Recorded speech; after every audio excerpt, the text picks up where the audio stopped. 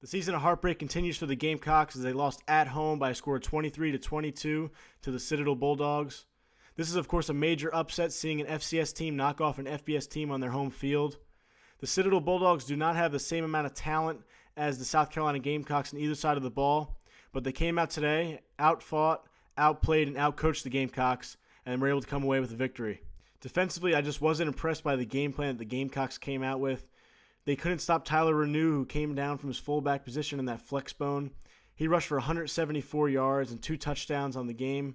And they also allowed another 100-yard rusher in Cam Jackson.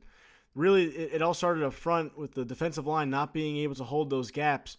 But I also thought the scheme that they showed and not shutting off the B gaps, which would have stopped or helped stop Tyler Renew, they just didn't do that.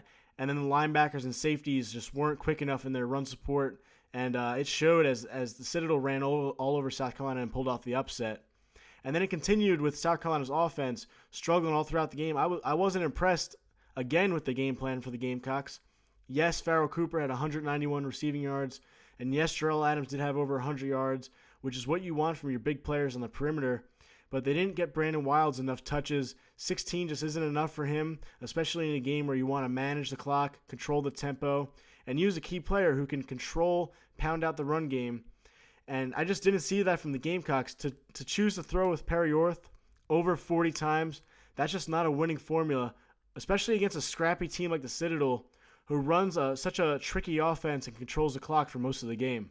This is a heartbreaking game for the Gamecocks, no doubt, but they're going to have to respond in a big way if they want any chance of competing with the Clemson Tigers next week. They're, of course, riding as the number 1 team in the country. The Gamecocks are as low as they've been since I've been watching them.